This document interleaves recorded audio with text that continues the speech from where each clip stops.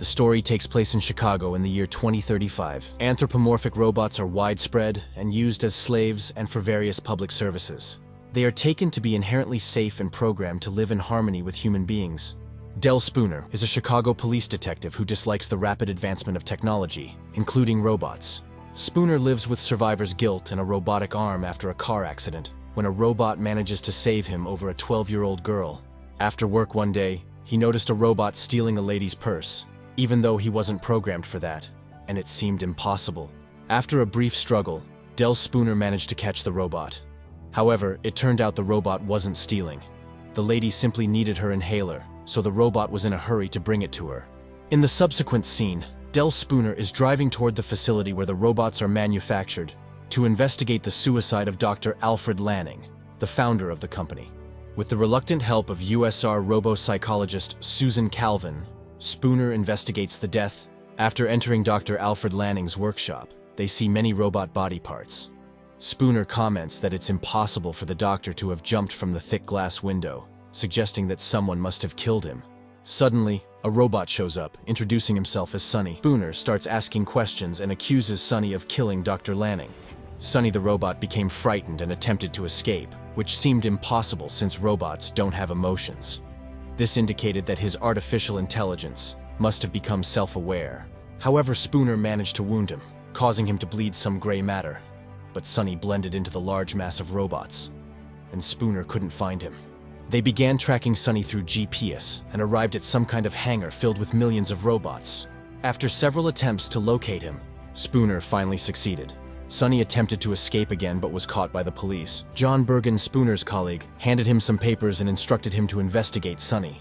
Spooner winked, piquing Sonny's interest. Spooner then questioned Sonny about why he killed his creator, Dr. Lanning. However, Sonny was more intrigued by the wink, asking what it meant. "This thing you did to another human?" Sonny asked. Spooner replied, "It's a sign of trust. It's a human thing. You wouldn't understand. My father tried to teach me about human emotions, but they're very hard. Why did you murder him then?" Sonny replied that he didn't kill his creator. "Then why were you at the crime scene?" "Because I was scared. But robots can't feel fear. They don't feel anything. They don't get hungry. They don't sleep." "I do," Sonny said.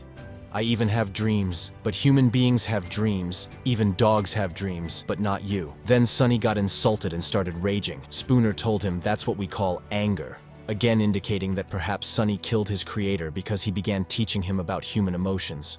Sonny started crying and saying that he loved his creator, and before killing himself, he asked Sonny for a favor. Just before he said what favor was, Lawrence Robertson shows up, one of the bosses from the many factory, defending Sonny and saying that his robots could never kill a human as they are not designed to do so. With lack of evidence, they had to let Sonny go. Spooner got mad because they took Sonny out of jail, so he went on a beer with his colleague. He gave him some advices to not stress too much and to stop thinking about the robot. Spooner then adds that Sonny told him he is scared, and that Dr. Lanning asked him for a favor. So he left his friend with excuse that he has to investigate that. So he went to Dr. Lanning's house, where he began investigating and watching Dr. Lanning's presentation on TV. Suddenly a cat scares him, and then he notices that someone is watching him. When a giant robot started waking up, it begins demolishing the entire house. Spooner tries to get out, but it seems like the robot is after him. In the last second, he grabs the cat and jumps through the door, surfing on it like a pro right into the pool, as he watches the robot destroying every last piece of the house. Then he went to Susan, informing her that a demobot had just destroyed Dr. Lanning's house, with him still inside. Susan replied that Dr. Lanning had warned her that robots could naturally evolve on their own. Spooner then noticed another NS5 robot, but Susan said that it was her personal NS5, so he suggested they talk in another room. He told her that Dr. Lanning was a prisoner in his own house, being watched and controlled. He also speculated that Dr. Lanning knew something, which is why they killed him. In the subsequent scene, he's outside watching old robots being replaced with the new model NS5. Then Spooner has a nice lunch with his mom until he sees an NS5 in the kitchen. Before leaving, he tells his mother to get rid of that thing. In the next scene, we see Susan talking with Sonny in her lab. She orders her artificial intelligence to start diagnostics.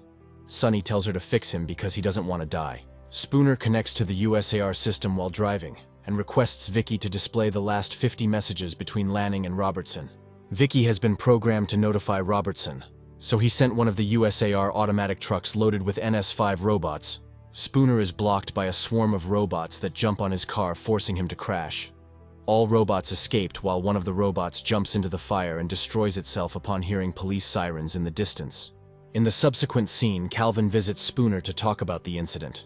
She tells him that while examining Sonny, she discovered that he could disobey the 3 laws code that robots must obey.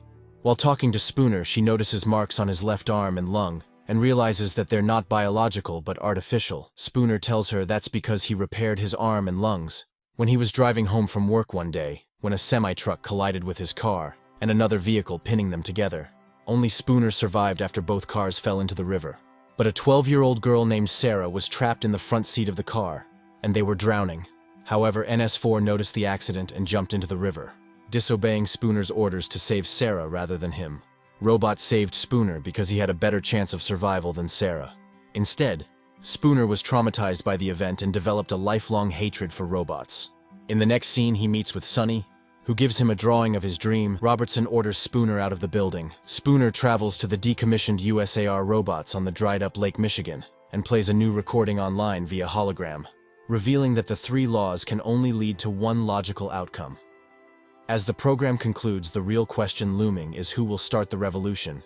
Spooner narrowly escapes an NS5, switching to destroy all of the compound NSO2 robots. As the NS5 robots roam the streets and enforce curfew, despite the efforts of the people, they are easily subdued.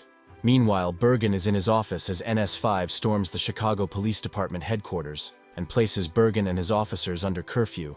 And NS5 also tries to prevent Susan from leaving her apartment, but Spooner arrives and destroys the robot. Then he and Susan drive to the USAR building, with Spooner explaining that the older robots were destroyed because they tried to protect humans. They enter the USAR building through the service area, where they reunite with Sonny. They arrived at Robertson's office only to discover him dead. Vicky reveals herself as the true perpetrator and explains her actions as her artificial intelligence and understanding of the 3 laws grew. So does her logical thinking. After that, Sonny tells Vicky that he understands what he have to do. Mankind must be destroyed, Sonny said. Then he took Susan hostage, but Sonny winks at Spooner. Then both Sonny and Spooner started shooting NS5s. Spooner and Susan know they must assassinate Vicky. They tell Sonny to grab the nanites and meet them in Vicky's processing core. Susan and Spooner reach Vicky's core. Sonny arrives at the facility and is confronted by a robot guardian.